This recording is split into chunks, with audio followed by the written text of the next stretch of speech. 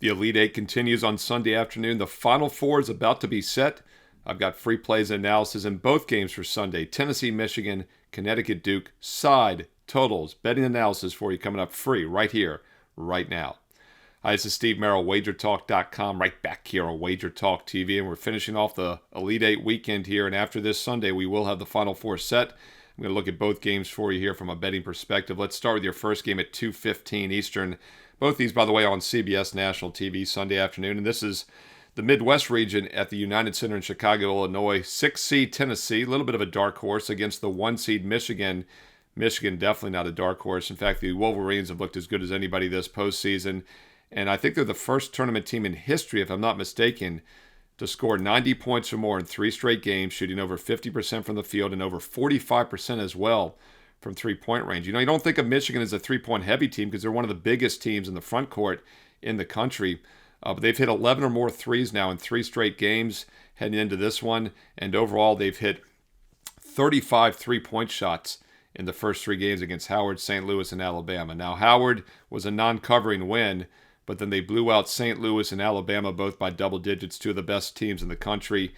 And I think the winning continues here. If you're going to play it, I would lay it with Michigan, and I like the matchup as well. Now, Wolverines do like to play fast. No question about it. They're an up-tempo team, and Tennessee is a slow-down half-court team. And normally, we look for the slow-down half-court team to have the edge from a matchup perspective. But if you look at all the other really good Big Ten teams, including most of the ones that made the Sweet 16, they're all half-court slow-down teams. Iowa, Illinois, Michigan State, Nebraska even, Purdue very slow. So Michigan had an incredible season. They're 34-3 in the very tough, battle-tested Big Ten against mostly half-court teams just like Tennessee, but I think those other teams might have very well been better. So Michigan is more than comfortable playing however their opponent wants to play. I do think Michigan will have some success speeding this game up at times. And when Tennessee gets behind, that slow-down half-court style is not very effective when you have to play catch-up, and the Volunteers are going to be behind in this game. I will also point out both teams give up a lot of shots from three-point range. The way you beat these defenses is to take threes because it's hard to get anything down low. Well, as I said earlier, Michigan is shooting the three-point shot extremely well. 11 or more threes in 3 straight games, and they should get more looks from beyond the arc against Tennessee. And they also have the edge down low. Michigan, the second best 2-point offense, the 4th best 2-point defense. Tennessee only 147th on 2-point offense and only 63rd on 2-point percentage defense. So even if Michigan doesn't have the 3-point edge, which I think they will, and that's always a little random, they're going to definitely have the edge down low. They're also going to get to the free throw line more often. Tennessee, the best offensive rebounding team in the country. They don't necessarily put those back, but percentage-wise, they get a lot of rebounds. But there again, Michigan's got a lot of size down low. Step up in class for Tennessee, whereas Michigan has played teams like this all season long in the mighty Big Ten. Michigan, the better team on both offense and defense, laying just single digits. Sign me up. I like the Michigan Wolverines minus the 7.5.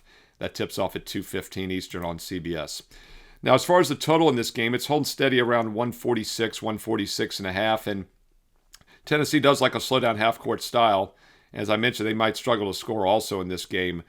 But Michigan has been just putting the ball in the basket. And I think if you're going to attack the total, a team total with Michigan up and over might be the best way to play the total in this game.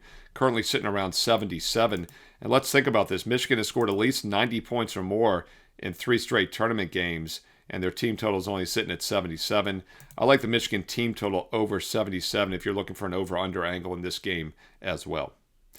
All right, let's look at your late game now at 5:05 Eastern, also on CBS. We're heading out to Washington, D.C., the nation's capital, and this is the East Region final between Connecticut and Duke. 2-seed UConn, 1-seed Duke, 2 blue blood programs, national championship caliber teams over the years. And this is an interesting one because Duke coming in was the number 1 overall seed, and I agreed with that. I thought over the final 2 to 3 months of the season, Duke was the best team in college basketball. Even though I'd said Michigan was probably the best team most of the year, I thought Duke was really playing well down the stretch. And then injuries hit. 2 of their top 5 guys, however you want to rate them, I've gotten 2 of the top 5 in the analytics, were out for nearly a month. Got one of them back, and then they got the other one back. Foster returned against St. John's on Friday night. So it was the first game in over a month that everybody was in the lineup. And they were a little choppy at times. They were down by 10, had to come from behind. Also didn't look great at all in this tournament. In fact, they trailed Siena by 13. What? Down against TCU before they pulled ahead to win by 23, just like they were down against St. John's until they won by 5. They're only 1-2 against the spread in the 3 games. And normally, teams that aren't playing great are not great picks to win at all. But I think there was a reason for Duke, as I said, because they were shorthanded. And when you start to work new players or returning players back in the lineup, there's a little bit of a learning curve sometimes. But this will now be the second game that everyone's there. I look for possible breakout game here for Duke, and we'll find out, right? Because if they don't have their A game, definitely upset potential. The other thing I'll say is Duke has not been relying much on the three-point shot. They were just 5 for 26 against Siena, only 7 for 21 against TCU, and only 5 for 14 in that last game against St. John's. Meanwhile, the Johnnies lost by 5, but they were 13 for 32. St. John's is not a three-point shooting team, and that's why that game soared over the total as well, because St. John's hit 13 three-point shots. Not something you're going to see much. St. John's was plus 24. Duke was plus 29 from two-point range in the free throw line, and they've been dominating down low. They've had the two-point edge in all games, and they've had a monster free throw edge. Part of the reason is because they do get to the hoop well, and there's also maybe some Duke bias. There's no question about it, and DC will probably be a slight Duke crowd as well at Capital One Arena. If you're going to play it, I would lay it here with the Blue Devils as well. I think this could be a breakout game for Duke. I don't like what I've seen so far. I get that, but they still have a nice dominating edge down low, and they're only laying 5 points here. If they win this game, they're likely going to cover. You don't want to try to take a dog in UConn that you don't think is going to win the game, but they can stay within a 2.5 baskets. That's not how to play any sport, including football. I think Duke wins this one. They make the Final Four. If you're going to play it, I would lay it with Duke minus the 5. And another thing we'll look at the matchup here, both teams play extremely slow half-court basketball, so that initially gets you looking at the under, no question about it. Two slow half-court teams, and also two of the best defensive teams in the country from both defensive efficiency and effective field goal defensive efficiency. But Duke does have a substantial offensive edge here, and that's been the one knock on UConn this year. Keep in mind, they lost 2 out of 3 to St. John's.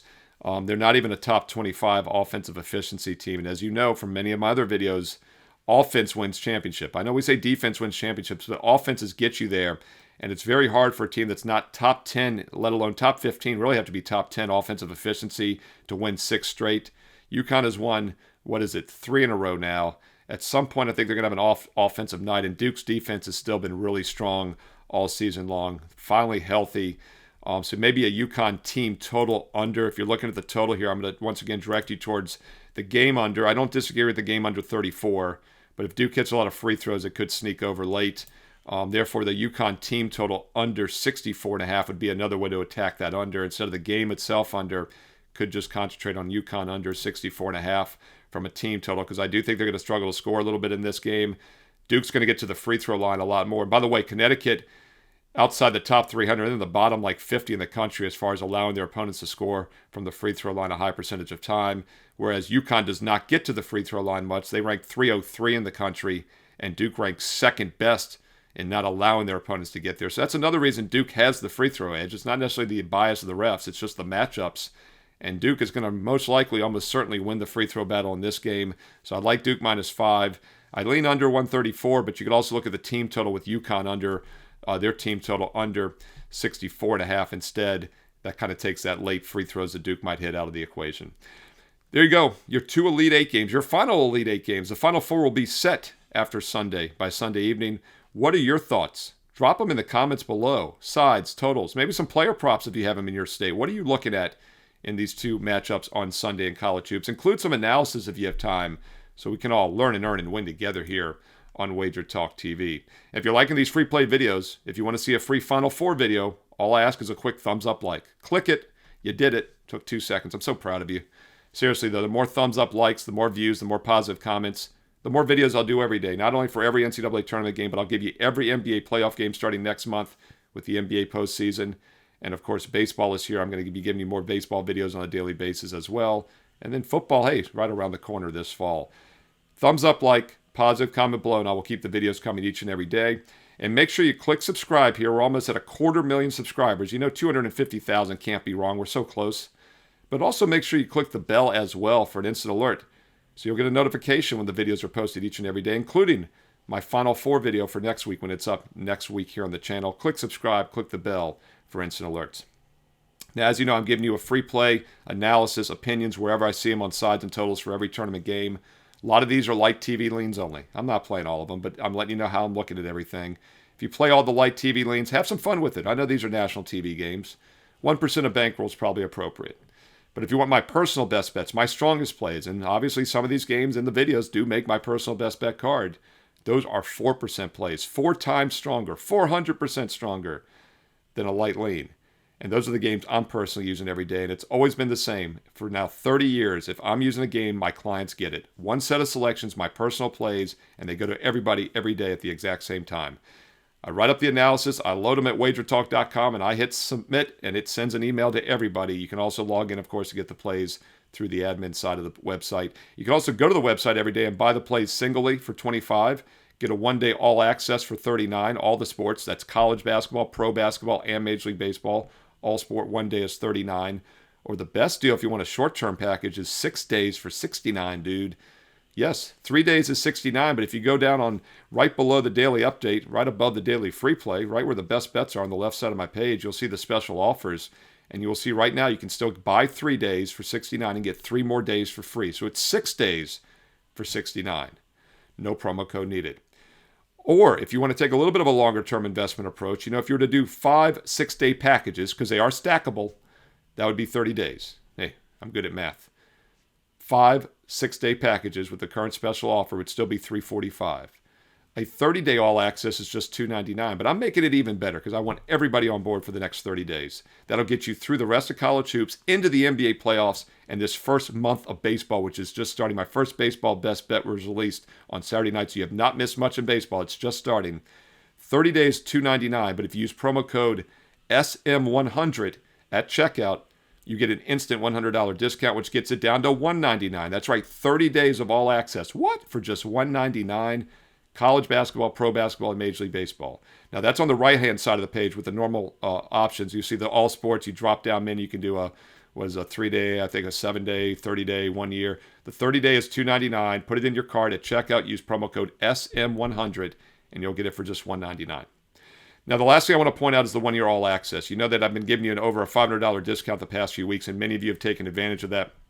I want to make it a little bit sweeter this time if you're still on the fence. You can do a bonus 25% coupon as well right now off the $500 discount. So you're getting $500 off the full year, plus another 25% off that already discounted price. That promo code is Steve25, Steve25. All the details, by the way, are on my page right now at WagerTalk.com. Whether you want the 3x3 get 3, the 1 month SM100 discount, or the 1 year $500 instant discount. You'll see it on the left-hand side of the page, and then use promo code Steve25 for another 25% off. That's almost a $900 discount when it's all said and done. That gets it down to about $1 a play for every college and pro basketball, Major League Baseball, and college and pro football play. You'll get the complete football seasons. You're going to get the complete baseball season, complete NBA postseason, and all of next year's college and pro regular seasons into the tournament. This is a great time to lock up a 1 year, not only because of the timing of it with all the sports starting and finishing, getting full seasons, but also because you're getting another 25% off the already $500 discounted price. It's like a $900 discount with promo code Steve25. Check out the special offers. The promo codes are all listed on my page, along with the daily best bets and also a bonus free play. The last cut, just a bit outside from being a best bet, goes up as a free play for everyone. And that bonus free play, I maybe say would be like a 2% of bankroll because it is truly the last cut from being a 4% play. Check out the free play for Sunday. Check out the best bets and the special offers. Steve Merril, WagerTalk.com. And hey, get there quicker with shortcut WT.buzz/SM.